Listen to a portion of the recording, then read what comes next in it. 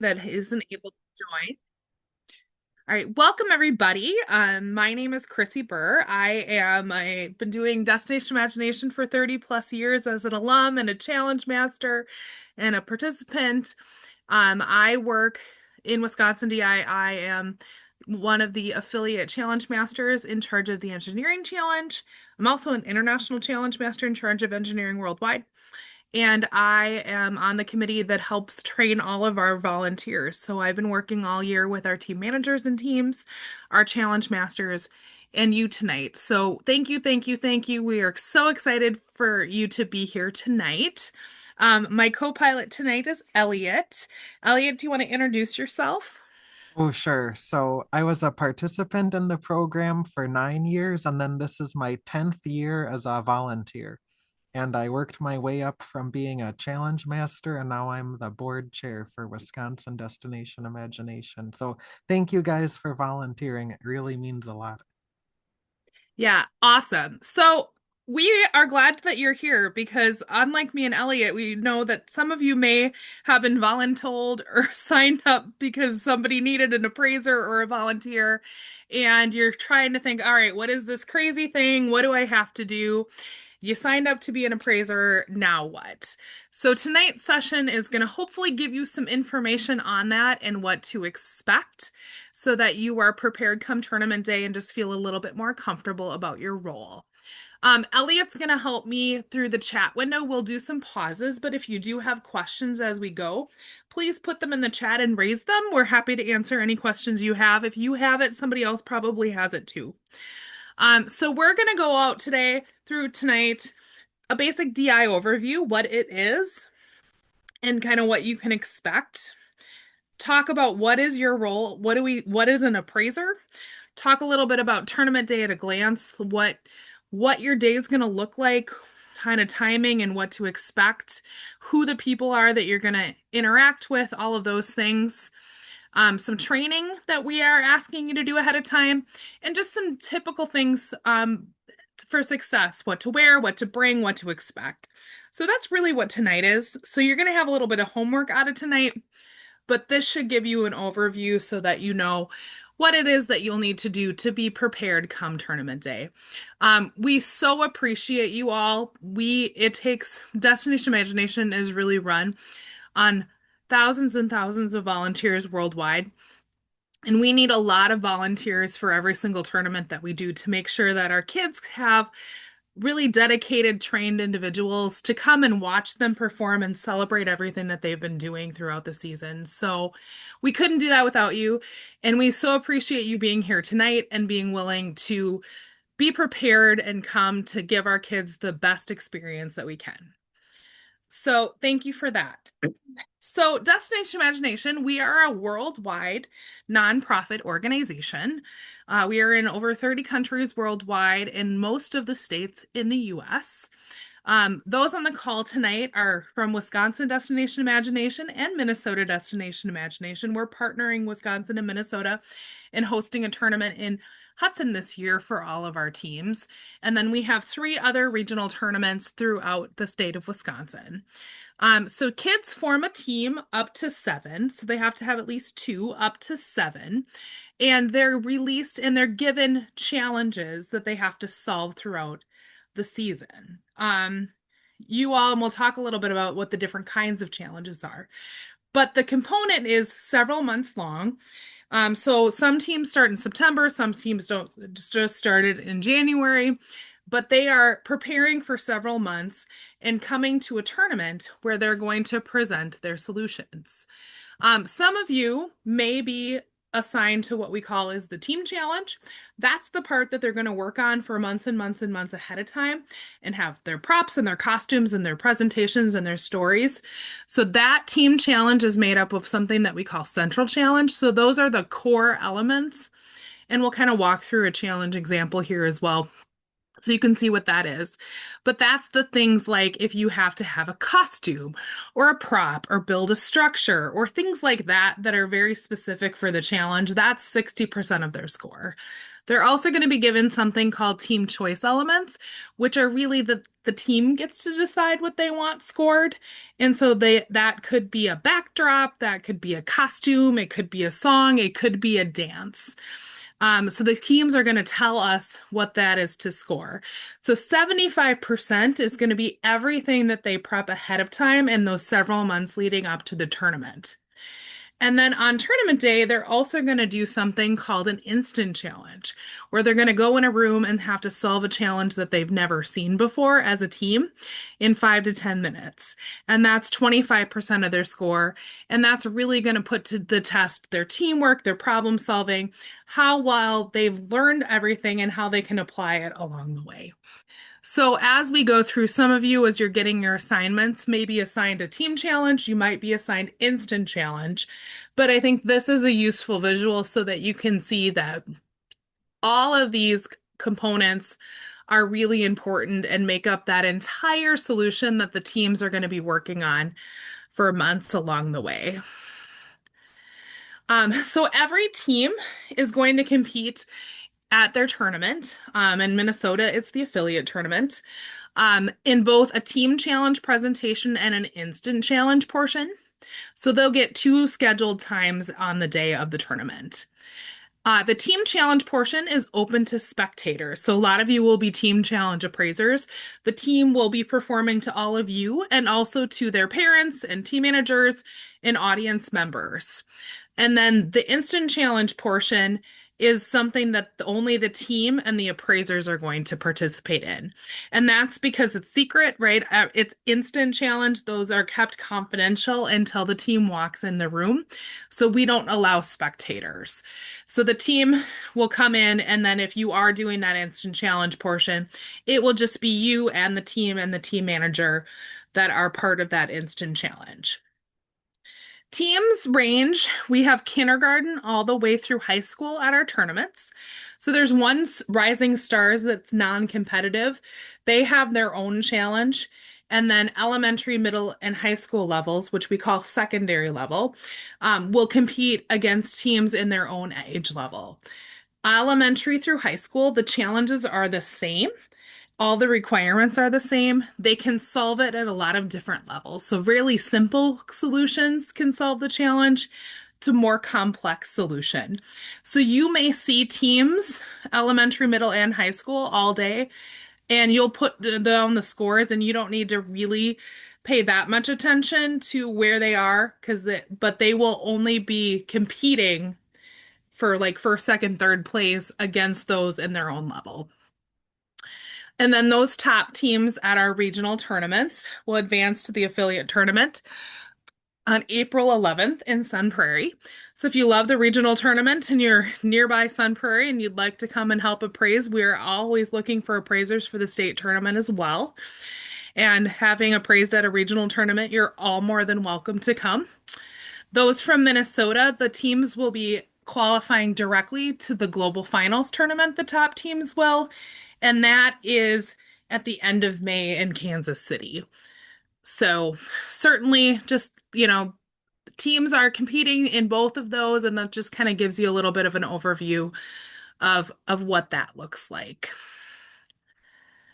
So we talked about team challenges. So when you get your assignments, you're going to be given either a challenge name and or a type of challenge assignment. So you might say, hey, you're assigned the technical challenge, which is called Win Big, or the engineering challenge, or the scientific challenge, for instance. Or you might be early learning. These are what those team challenge assignments are. So all of the materials and everything that you'll be given to read and the trainings to complete ahead of time will be about these team challenges. At a few of our sites, based on team numbers, technical this year is incredibly popular. So sometimes there's more than one technical site. Some challenges have less teams. And so just because we have only a limited number of volunteers, we are asking sometimes for you to appraise more than one challenge. Like I know in Hudson, I'll be in Hudson at that West tournament, we have the engineering challenge and scientific in the same room. So there is a possibility that you could be assigned more than one challenge to go through and read. So pay attention to those emails that you're getting with your challenge assignment and materials. Most people probably will only get one team challenge assignment, but I know in South Central we're also combining scientific and engineering. So there are a few sites that are being combined. But if you see engineering or technical, that's one of those. And that's just the different flavor of the requirements. How you appraise and how you approach appraising is really the same for all challenges. It's just the specifics of what you're looking at and those elements that are going to be different per challenge that you need to just really pay attention to and focus on. And then some of you may be assigned the early learning challenge. That's going to be a little bit different. There's no scores for Rising Stars. They just show up and have a great time and have fun. They get verbal praise and feedback, and everybody gets a medal, and it's just a little bit different of an experience. But we'll still ask you to read the challenge and go through that. But your training won't be so focused on how do you put down scores and evaluate that because it's a little bit different. But everybody that is going to be doing the team challenge will be asked, well, there are some non-scoring roles, but most of you will be expected to be evaluating teams and putting down scores. But the trainings that we are going to have you watch will walk you through how that works. Um, Instant challenge. So those of you that are doing the instant challenge portion will be assigned that you are an instant challenge, but you're not going to have details about what the actual challenge is that you're solving until the morning of the tournament. We take the confidentiality very, very seriously and don't share those materials out until you walk in the room. So you'll see that in the morning. Instant challenges can be anything really that the writers want to come up with. So teams might have to put on a performance with or without props. They might have imaginary props. They might have to make props. They might have to complete a task, build a tower or something as high as possible, as wide as possible. It might have to hold weight, move, protect, communicate, or any combination thereof. So teams have been working at practicing lots of different kinds of challenges throughout the season so that they understand the process and the format and all of that. But what this looks like, you're not going to know, and not going to know until tournament day, which I think is really fun. So if you're doing instant challenge, you'll get to see a lot. Every team in your room will have the same challenge all day, and you'll have one challenge that you'll learn and score there. But so that's just kind of a high level overview of team versus instant challenge and what to expect. There's full, I'm actually going to exit out of this for a second. Um, Let me show you an example. All right, I need to find my menu here. I got a zoom bar over my tab. So this is an example of a team challenge that you might see. I'm not going to read through this whole thing, but you'll get a copy when you get your materials emailed to you with your challenge assignment of the challenge. And so kind of an overview, it's going to walk through time limits, their budget, things that they have to do. And then it's going to walk through all of the specific elements of the presentation that they have to solve. So this is that they engineering, so they have to design and build a freestanding structure. They have to create and present a story. Anything with a check mark are kind of those required scored elements as you're going through. So those check marks are something to pay attention to. There'll also be a training module that'll walk you through all of your challenges as well that will ask you to do. But as you read those, pay attention specifically to kind of the check marks. This is what the teams get, and it's the same materials that we have. So you'll walk through. Engineering is a little more complex than some of the other ones. I guess if you're technical, also might be a little more complex as well. But kind of pay attention to those and all of the requirements that the team has to do. And then if you want a good overview of everything that's being scored, if you go down to the end, Engineering is long. Talks about the team choice elements, kind of presentation site.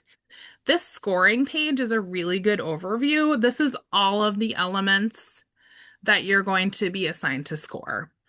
Um, Immediately, you're going to just be given the first emails are going to say, hey, you've been assigned to engineering or you've been assigned to technical, and you'll get the materials to read. Your challenge masters, and we'll talk a little bit more about that communication timeline, will follow up. You will not have to score every single one of these elements. We split it up so that people score similar things.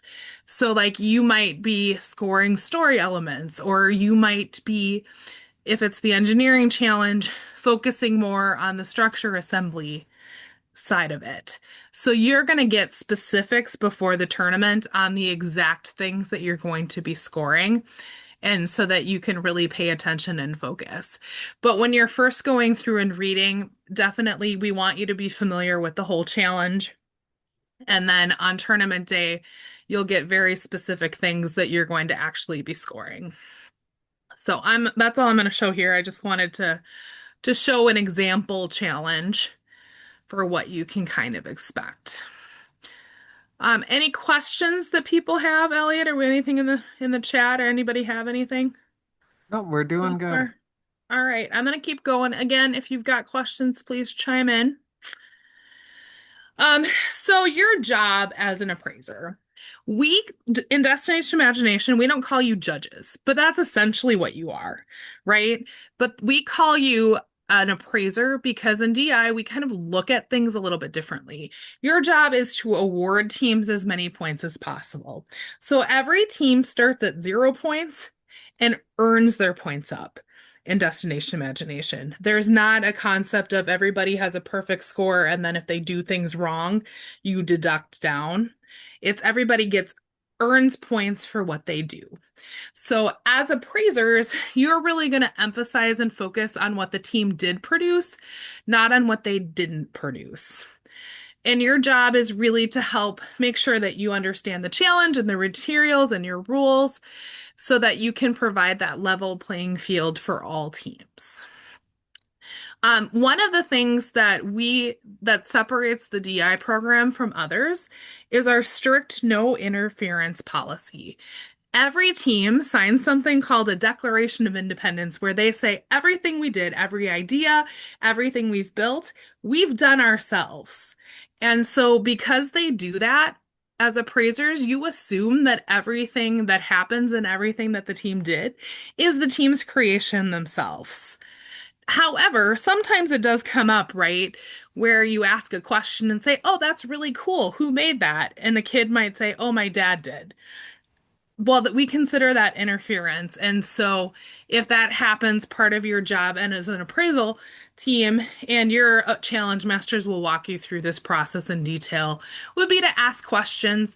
And we do sometimes assess deductions for interference, right? Because it's not fair if a team had extra help over another team. But most of the team, like 99% of your teams are going to do everything themselves. I've been watching teams for 30 years. I've watched thousands of teams. Kids are amazing. And you're going to see some really, really cool stuff that they've learned skills and they've learned new things and they've done all of this themselves. And they're really proud to show that off. But it is your job to make sure if something happens that you are providing that level playing field and that it's fair for all teams.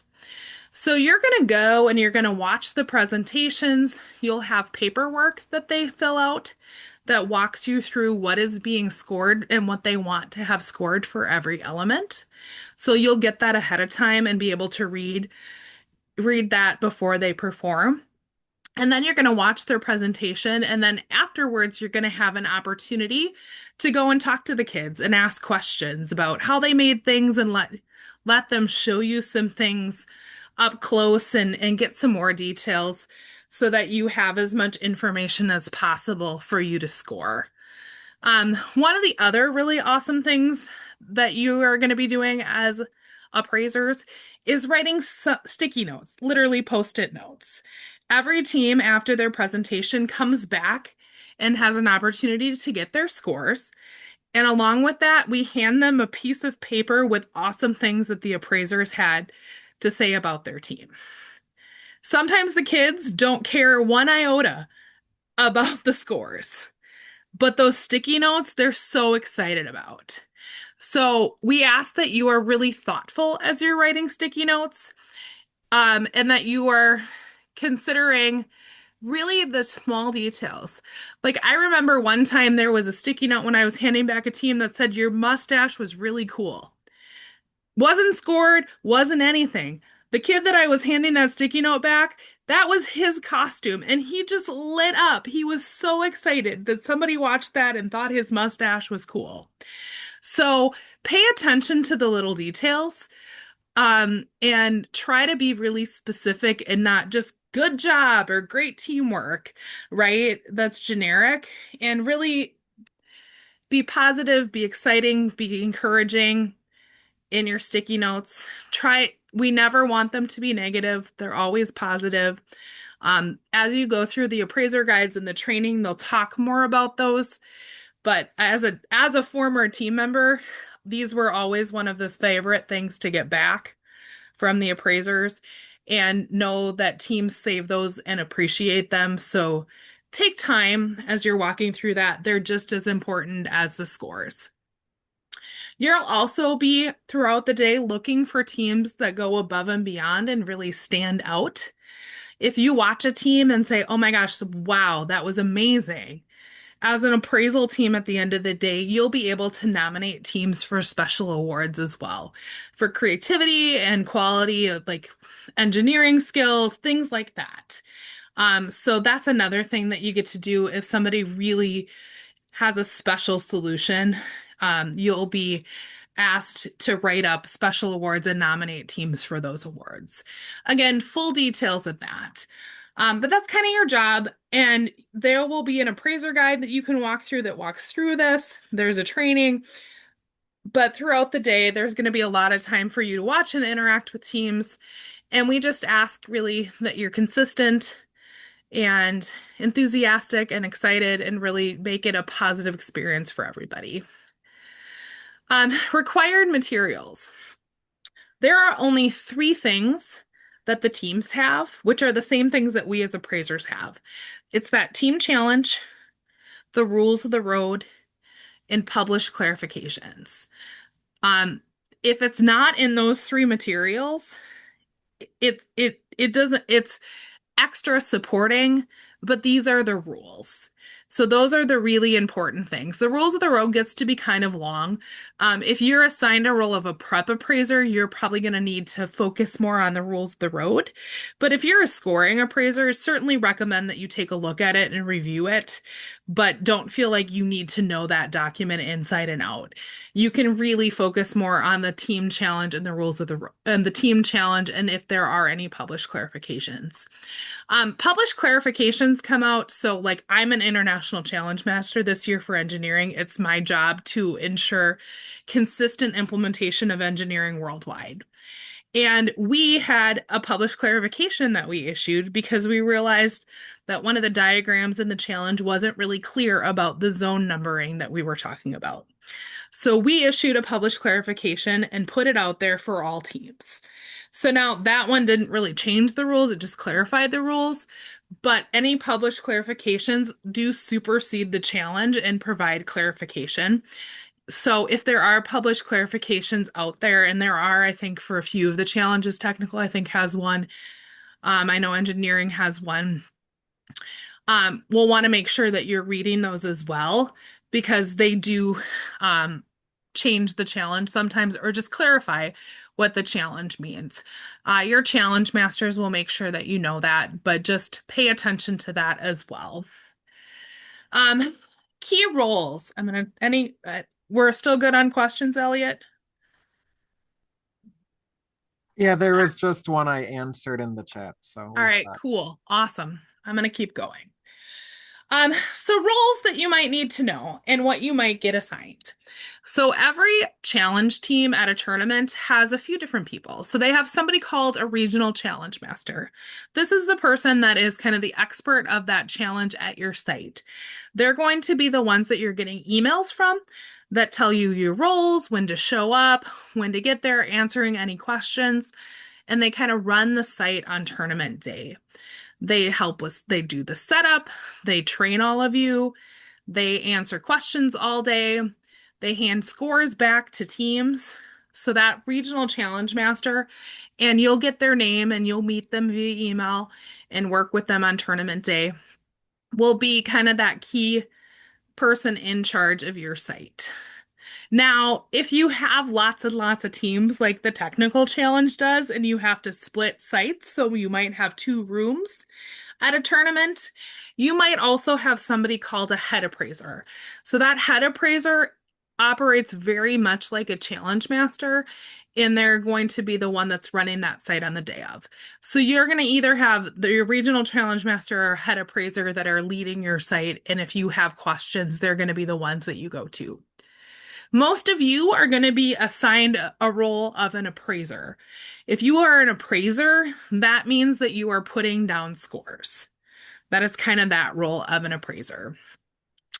And then the specific elements that you're scoring for your challenge, they'll let you know what that is closer to the tournament.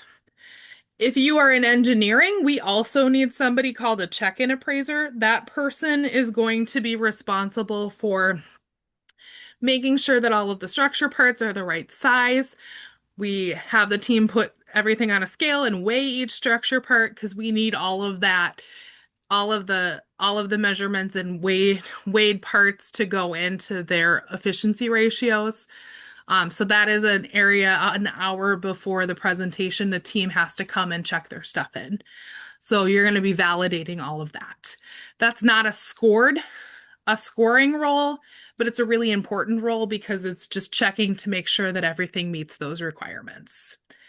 Some of you may be assigned to a prep appraiser role. Our prep appraisers are the ones that are going to help us welcome our teams, answer lots of questions, and help us make sure that all of the tournament data forms and everything is ready for the appraisers so that we know what's being scored. You're also going to go over things like safety, making sure people have shoes on, making sure if they have some technical or electronic solution or they've wired something, it doesn't look like something's going to blow up and be super dangerous. If you have questions on any of that, you can ask your challenge masters. But that prep appraiser in that role is also non-scoring, but you'll be welcoming the team before they go in and helping answer questions and kind of walk them through that. You also may be assigned to be somebody that we call a timekeeper announcer. These people, and this includes Instant Challenge, you might be a timekeeper in Instant Challenge. Um, if you are assigned to Instant Challenge, every room has a head appraiser and an overall challenge master for the site. And then you will be assigned as an appraiser role and or a timekeeper. There are no announcers really in Instant Challenge. There is somebody that reads the challenge, so that might be something you would do in Instant Challenge. But for team challenges, this person welcomes the team, gets the audience cheering and fired up, answers questions of the team, lets them know, hey, this is where the power cord is if you need to plug something in, this is where your performance area is, and then they're going to read a script to announce the team. You'll have a timer to set. So for most challenges, it's 8 minutes. If you're improv, your job is a little more detailed because you have some improv elements to read out. You'll have a prep time and a performance time, which will all be in the challenge. But that person is really in charge of keeping the site flowing and keeping everybody on time. So if that's your role, you'll be expected to do that announcing and the timekeeping, which is incredibly important. Sometimes if we are short on appraisers, some people do appraise and timekeeper announce. You can do both if it's something that you like to do. Certainly feel free to make your preferences known there. But timekeeper announcers are generally not scoring appraisers. Usually we like to have enough volunteers to let that person just be the timekeeper announcer. Sample schedules for the day. So you're going to get specifics on what time you need to arrive and all of those details in your emails from your regional directors and your challenge masters. But a typical day, please plan to be there the entire day. We need the same appraisers to score every single team because it's not fair if we don't have them. So if you are unable to be there for the entire day or the entire time that you are scheduled, please let your regional directors and challenge masters know that ASAP, because if somebody has to leave early and cannot score every team, we have to pull all of your scores out for the entire day and remove them. And we need at least two appraisers to score every team. So things happen, emergencies come up, like, that obviously if something happens, we deal with that. But please do plan to be there for the full day. It may not be as late as this is, but as long as the site is running, we would expect you to be there. Typically, we ask for people to be on site around 7 a.m. Check in, grab breakfast, coffee, things like that. You're also welcome to bring your own coffee. I know usually it's provided, but some people prefer to bring their own, and that's totally fine. After you check in before, we typically have about an hour where we like to have all appraisers on site to walk through just some specific things for the challenge, make sure all of you can log into mobile scoring, that if you have any questions, that those things are answered. You get to meet the people that are also scoring the same things you're scoring. So that's part of why before the team performances, we do ask you to be there earlier. So you'll review everything ahead of time, and then typically team performances happen starting around 8:20, 8:30, maybe a little bit later. It really depends on how many teams we have in a room, right, for how early we have to start. But you'll be going through the morning. There will be breaks worked in for you to use the bathroom and things like that as we go. But teams are typically on a 20-minute schedule, so every 20 minutes you'll have a new team. So we do move through it fairly quickly. You will have a break for lunch, which will be provided to all of you. Sometimes that's a box lunch, sometimes you go to a central room for a lunch. All of those details will be provided to you as well. But know that typically we plan to feed you breakfast and lunch. Um, Afternoon, if we still have teams going, there'll be more performances in the afternoon.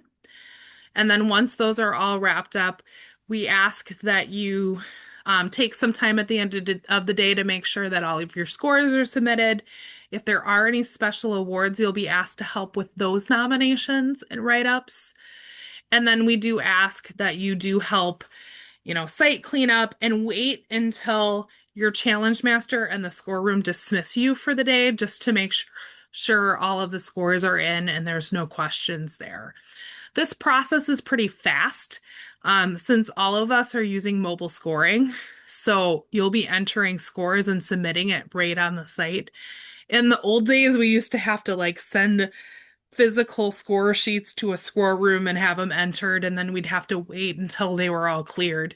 So it is pretty fast at the end of the day for you to do the wrap up and cleanup and dismissal. So you shouldn't have to sit and wait a long time unless there's some weird issue or something that popped up at the end of the day. But your challenge master would let you know that. Um, Team timeline. So in that of a 20-minute block, this is kind of what a team would be expected. So if for a 9 a.m. presentation, if they're engineering, we would ask them that arrive at 8 a.m. Otherwise, every team arrives at the challenge site 20 minutes before their presentation time to come through the prep area and then come into the launch area. So, because you're on a 20-minute schedule, you can kind of see there's not a lot of time for you to be reviewing and putting down your scores. Now, we recognize the first few teams, it may take a little bit longer, but this process is pretty rapid. So, you're going to have about 5 minutes between teams to read their tournament data forms and ask any clarifying questions before a team is performing. You'll have that real time either on your iPad, laptop, cell phone. I always score just on my phone and it works fine. And you'll have access to all their tournament data forms electronically there. Um, and then 8 minutes will be performance. Afterwards, you'll have about 5 minutes to meet with the team. And then you'll have, you know, just a few more minutes to go back and put your team scores in and talk to the team. And then within 30 minutes, we're ready for scores to be handed back. So this whole process goes pretty fast for each team. So just keep that in mind. We do try to stay on schedule, but that being said, if there are problems where, you need to ask questions, you need a little bit more time, if there's interference, things like that, and we're running a little bit behind, that's okay. We can do that and talk through those issues. Also, like if during the schedule there's any time that you're sitting there and you don't have a break for 20 minutes and you really have to use the bathroom, we would much rather pause and have you go use the bathroom than be sitting uncomfortable, not focused on your scoring roll. So try to do it during the breaks, but if something pops up, just communicate with your head appraiser or your challenge master, and we'll make that work and just keep things moving as best we can. Instant challenge is a pretty similar day. Um, there's more time in the morning if you're instant challenge to review materials and do your training, because this is the first time that you're going to be seeing the challenges, right? And so we have time every day, every tournament morning to make sure you get in, you read your challenge. Oftentimes, you'll also get to practice doing a challenge as appraisers. That's often something that they have you do, and just make sure that you've got all of the materials and everything is prepped for your room. Teams will be scheduled to go through as instant challenges. Typically, it's a little faster than 20 minutes, but you'll have scheduled teams, you'll have breaks worked in, you're still going to get breakfast and lunch and all of those things. And then at the end of the day, again, you'll be asked to help with site cleanup and dismissal. Teams don't get their scores back for instant challenge, but you'll still want to make sure that everything is submitted before you're dismissed for the day. So like if a team had a 9 o'clock instant challenge time, this is what their day might look at. They come and they check in at a central table. Then the team manager and team members are brought to a holding room where they wait. And then a challenge appraiser actually comes and gets a team and will walk them to their instant challenge room and escort them there. So that's something you might be asked to do if you're an instant challenge appraiser, is to escort teams. Then they'll complete their instant challenge, and you all, as appraisers, will have a rubric that you watch, that you read for all of your scored elements. You'll watch the teams your score, and then afterwards, teams get to go to something we call a chill out room, because we ask that they don't talk about the challenge at the tournament outside of that room, right? Because it's confidential, and every other team and their challenges and level is solving that same challenge. And if another team gets wind of what it is, right, it's not fair and it's not an instant challenge. So we provide a space where they can kind of debrief and decompress before they're on their way. So pretty fast turnaround for teams here as well. We try to keep everything on schedule. If you're in instant challenge, it'll typically be away from everyone else in a pretty quiet space. Any questions there? We good, Elliot? Yep, we're good. All right, awesome. So trainings. So there are a few trainings that we are going to ask that everybody completes, available now, and these links will be available in the emails that you send out, as that you're getting from your regional directors as well with your challenge assignments. So there is a Wisconsin DI specific training on diversity, equity, inclusion that we ask that you complete if you haven't. So you'll get that link. And then once you are assigned to an appraisal team, I know I saw some emails going out today for South Central from Ashley. You're going to get access to something called DI Learn. So you'll get an email welcoming you to trainings, and then there's three trainings that we'll ask you to do. There's a keeping DI participants safe that we ask all of our volunteers to complete. And then you'll either be watching a general appraising team challenge or instant challenge training, and then a specific, if you are a team challenge appraiser, for that team challenge that you're appraising. So that just kind of walks you through the details of what to expect. So you all will be, if you haven't already, some of you might have already been get an email welcoming you to the DI learning portal from somebody called Chris Beisel. That's training at dihq.org. If you don't get this email, when you get an email from your challenge masters, let them know that you don't have access. They can certainly help you, and your regional directors can help you make sure that you have access. Um, you may want to check your spam folder as well. Sometimes these emails go into spam folders, particularly if you are connected to a school or something like that. Sometimes things with links from unknown senders get flagged. So if you are having problems or don't get this, let us know and we can help get that resolved for you and get you into that portal. The training shouldn't take a long time. In my experience, there is an estimated time to complete, but it usually takes a lot less time or less time than it says. They're self-paced, so you can walk through them. But we do ask that you do that training.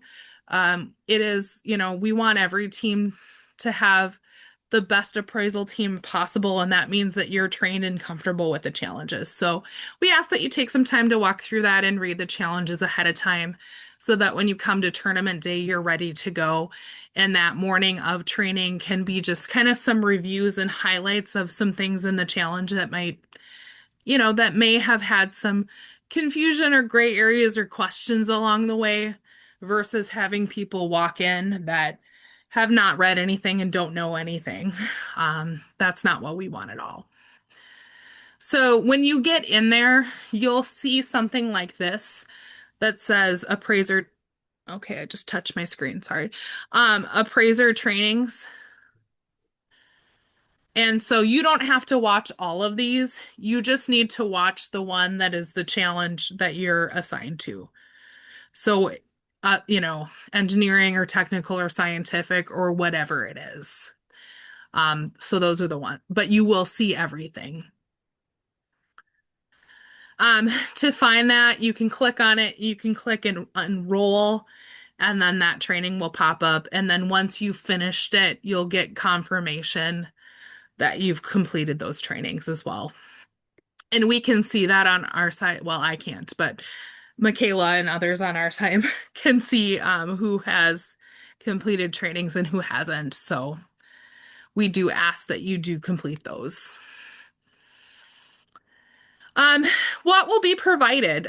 So your regional tournament's going to reach out with details about whether or not t-shirts are going to be provided. Some regionals do provide t-shirts, some provide aprons. It really depends on the tournament. If you are not given a shirt, we just ask that you wear something that is kid appropriate and doesn't have a specific school affiliation on it, right? Because we want you to be neutral. And while you may be representing a school, we don't want you to come and say, hey, I'm from Hudson and have anybody think that you're biased because you're from a certain place. So just ask that you don't, that's really the only ask, is that you don't wear something that has a school affiliation or obviously is inappropriate for children. All of your tournaments will be providing lunch. Most do provide breakfast. All of those details will be coming from your challenge masters on what to expect. If you do have any dietary restrictions or things like that, I think that there was a place when you registered, so hopefully that you did do that. You are also welcome to bring your own snacks or things like that if you prefer. Oftentimes, this is, a box lunch, like a sandwich and some chips and a drink, maybe a piece of fruit, things like that. So, If you do feel like you want something else along the way, we will give you a meal, but you are welcome to bring something else yourself as well. What else to bring? So you absolutely are going to need to bring something that you can complete mobile scoring with, in a web browser and a charger. So that can be a tablet, it can be a phone, it can be a laptop. You'll get a Wi-Fi password on tournament morning for you to log in, but that is one of that you will need that.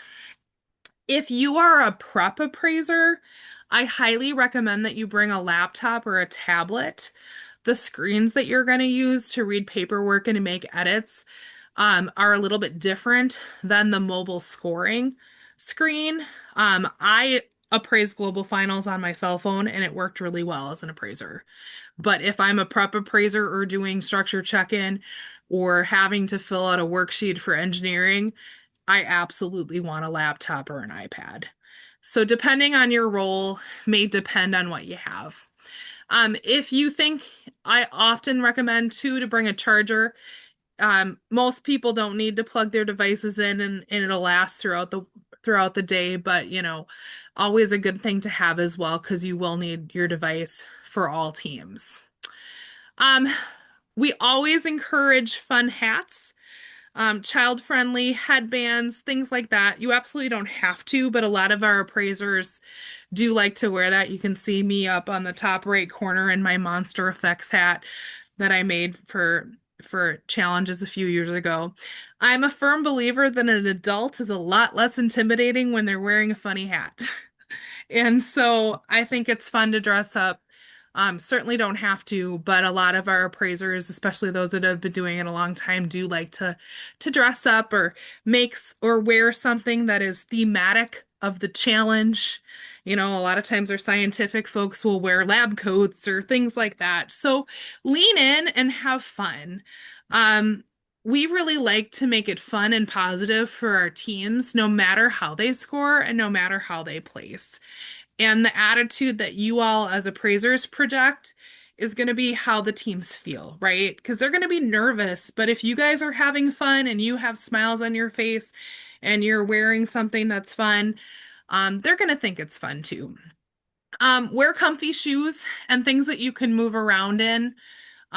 Mostly, if you are doing technical or engineering and you are assigned to more of the technical tasks or the structure tasks, you might need to be up and down on a floor looking at things. So you might want to dress accordingly if that is a role that you have. Otherwise, appraisers, you can stand, you can sit, but you are going to be getting up and down and moving around. So make sure that you're comfortable for the day, because there will be some walking and movement involved. And if you do have any physical limitations where you wouldn't be able to do that or you would need to sit, please share that information with your challenge masters.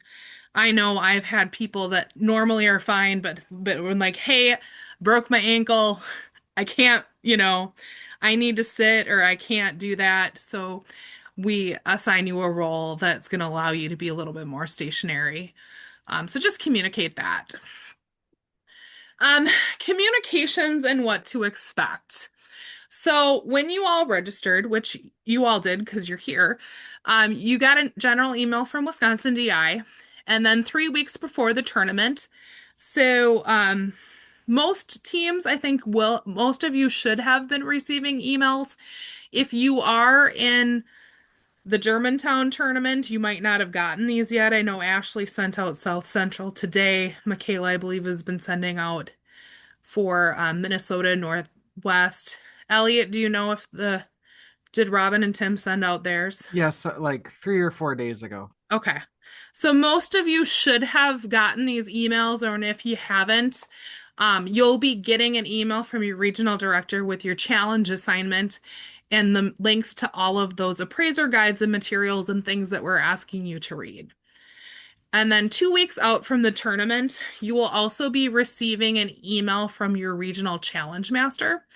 This is going to include your role assignments, details of when and where to arrive, challenge specific stuff, things like that. So you will expect that email. And then 1 week before the tournament, you'll also kind of get a final reminder of details of exactly when and where to show up. If there's been any adjustments, that 1 week before email is typically when you might be sent your assignments of what elements exactly that you're scoring, things like that. So look for those. I have had struggles. So when I send out my emails, I always put response requested in the subject line. Um, we love it as challenge masters if you can confirm that you received these emails, right? Because we get a list of names. We haven't met you, we don't know you, right? And we are hoping that you are receiving emails, that you're reading your stuff, and that you're going to be there on tournament day. So once you get those emails from your regional challenge masters, please make sure that you're responding and just saying, yep, got it, thank you, plan to be there, and just so that they can confirm that. Sometimes these emails go into spam. I know I often have that problem. So if you haven't like check your spam mail, if you haven't gotten an email a few weeks out, reach out to your regional directors as well. They can help get you in touch with your challenge masters.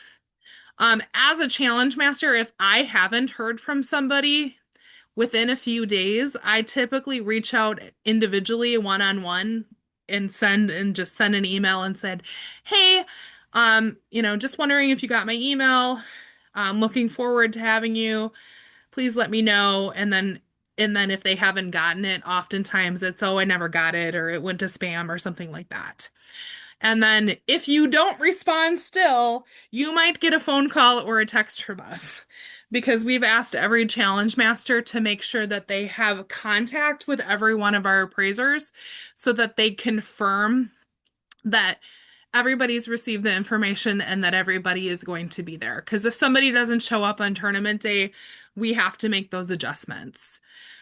If something does come up and you are unable to make it to the tournament, please reach out as soon as you know. Some people get the flu, emergencies happen, things happen. But as much lead time as you can give on that, the better, because we will often have to shuffle appraisers and assignments around.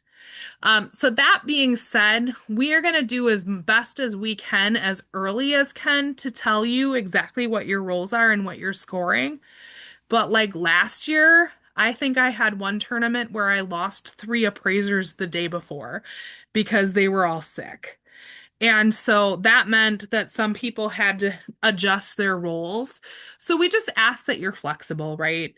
And read the challenge, are familiar with all the different parts of the challenge so that if somebody doesn't arrive on tournament day or ends up sick, that we can make those adjustments to make sure we've got all aspects covered. Anything else to add on this, Elliot? Did I cover everything you wanted me to here? I think so. You're good. So yeah, just ask, communicate, confirm.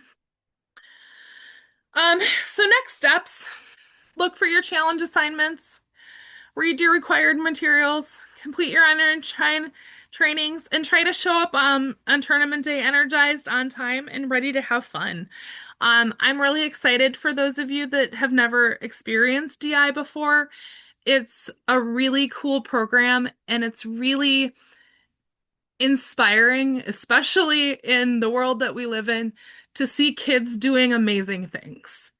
And so I hope you all will come and just really enjoy a day of kids having fun, working together, collaborating, and bringing their best.